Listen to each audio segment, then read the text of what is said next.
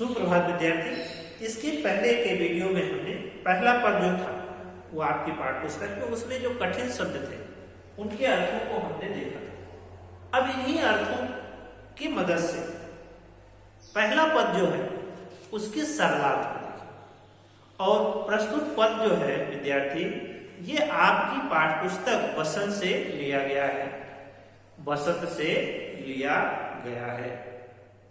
और इस पद के अंदर सूरदास ने कृष्ण की बाल लीला का वर्णन किया।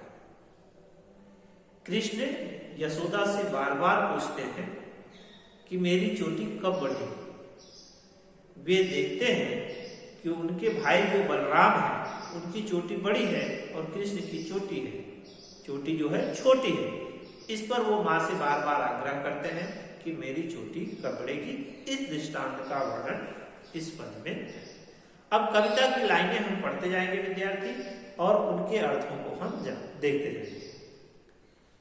बालक कृष्ण जब देखते हैं कि उनके सिर की जो चोटी है वो छोटी है तो माँ यशोदा से वो पूछते हैं मैया कब ही बढ़ेगी चोटी।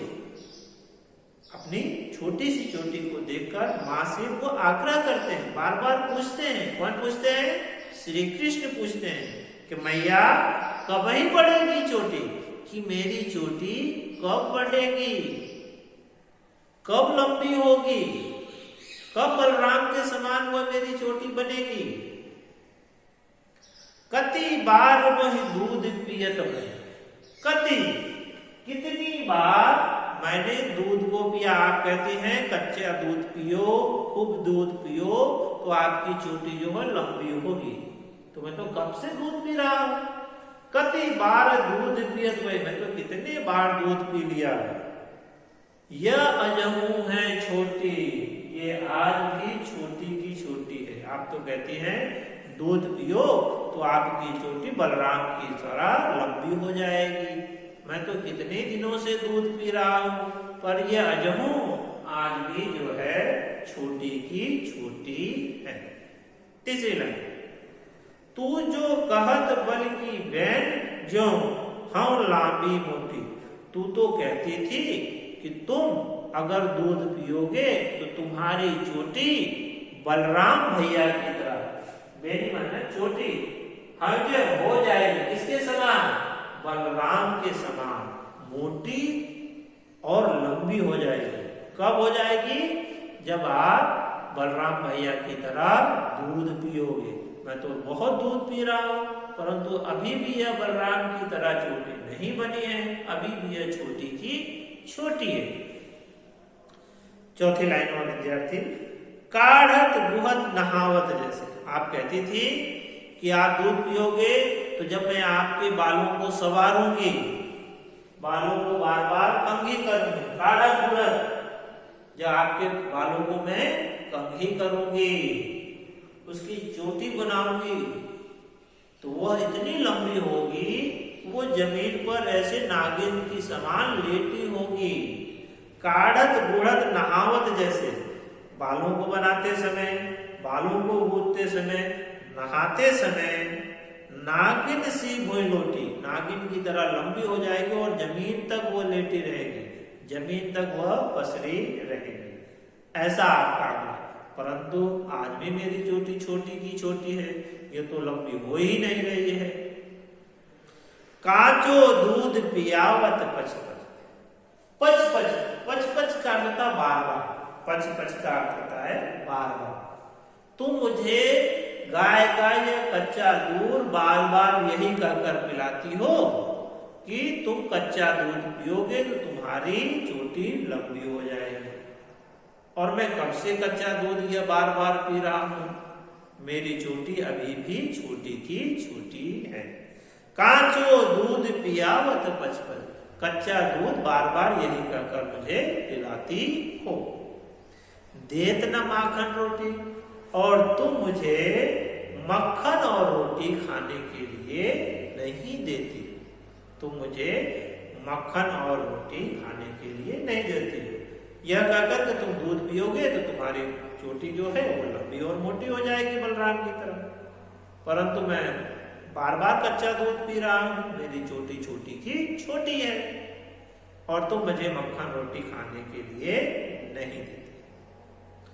कृष्ण की ऐसी बातों को सुनकर यशोदा श्री कृष्ण को आशीर्वाद देती।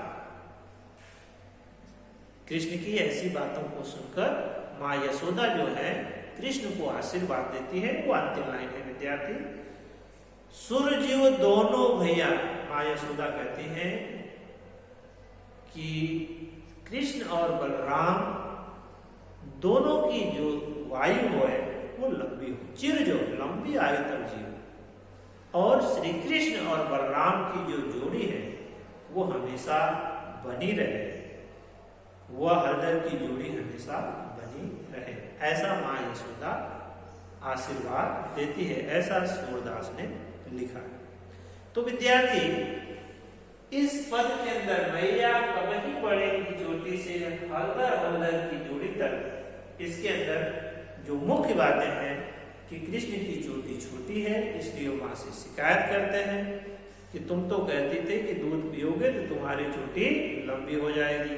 मैं बार बार दूध को पीता हूँ, परंतु आज भी मेरी चोटी छोटी की छोटी है, बलराम भैया की तरह नहीं है, और तुम बार बार यही कह करके मुझे कच्चा दूध पिलाती हो और माखन रोटी नहीं देती है।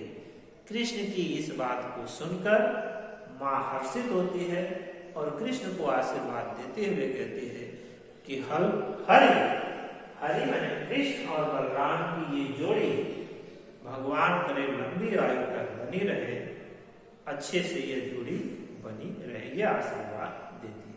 तो विद्यार्थी पहले पद का भावार्थ आपने इस पद में जाना।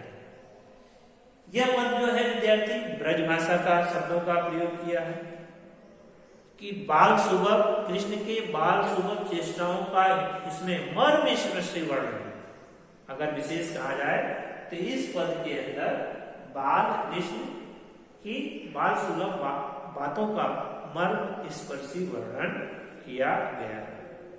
हरिहर जो है वो अनुप्रास अलंकार का प्रयोग है, और पद जो है पूरा पद जो है कौन सी भाषा में लिखा गया है विद्यार्थी? ब्रज भाषा में।